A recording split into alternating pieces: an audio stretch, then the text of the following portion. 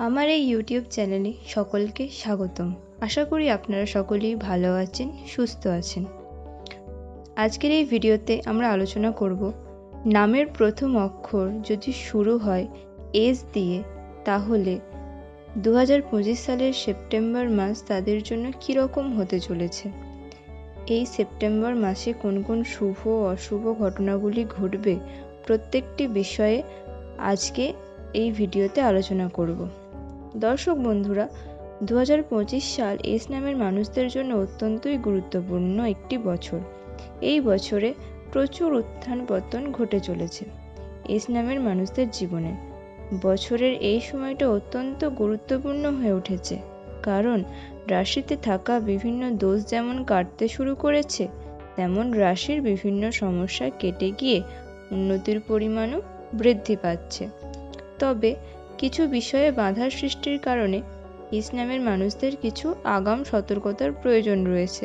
তাই কি কি ঘটতে চলেছে সেই বিষয়ে আগাম একটু ধারণা বা কোন বিষয়কে সতর্ক থাকতে হবে সেইগুলি নিয়ে আমরা বিস্তারিত আলোচনা করব। তাই অনুরোধ রইল, ভিডিওটিকে সম্পূর্ণ শেষ পর্যন্ত দেখুন এবং ভালো লাগলে আমার চ্যানেলটিকে সাবস্ক্রাইব করে রাখবেন এরকম ধরনের আরও ভিডিও পাওয়ার জন্য। তো দর্শক বন্ধুরা, বর্তমান এস নামের মানুষদের সময় অত্যন্ত জটিল। তাদের এই জটিলতার সৃষ্টি হচ্ছে তাদের মনে।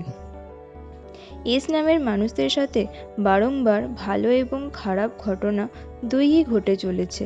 তবে অতীতে যে খারাপ সময়গুলোর মোকাবিলা আপনারা করে এসেছিলেন, সেগুলো বর্তমানে ধীরে ধীরে কিছু পজিটিভ দিকে যাবে।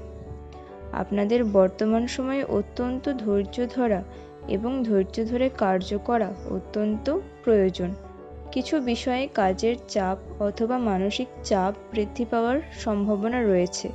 রাশির তথ্য অনুসারে বর্তমানে এস নামের মানুষদের ভাগ্যে টাকা পয়সার অভাব ঘটা বা টাকা পয়সার বিভিন্ন টানাপোড়েন চলতেই থাকবে এবং হাতে টাকা পয়সা না থাকার জন্য মানসিকভাবেও বিপর্যস্ত থাকবেন।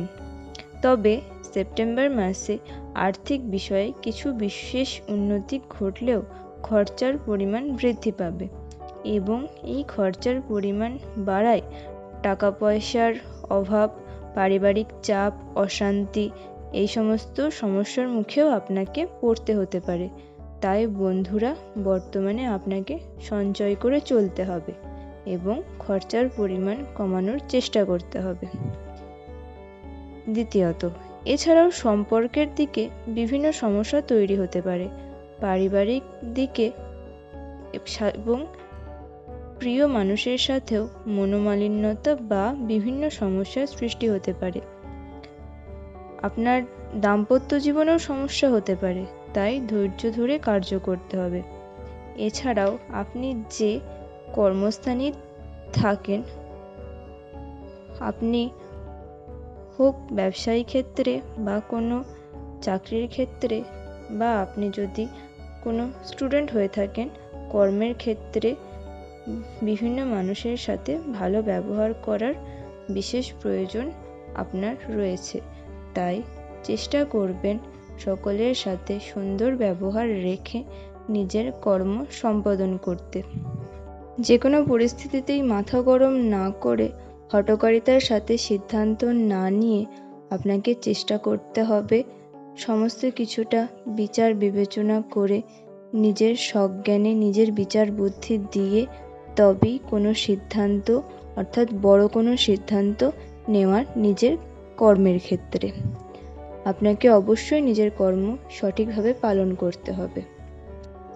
তো দর্শক বন্ধুরা, আপনাদের সকলকে অসংখ্য ধন্যবাদ আমার এই ভিডিওটিকে শেষ পর্যন্ত দেখার জন্য। সকলে ভালো থাকবেন।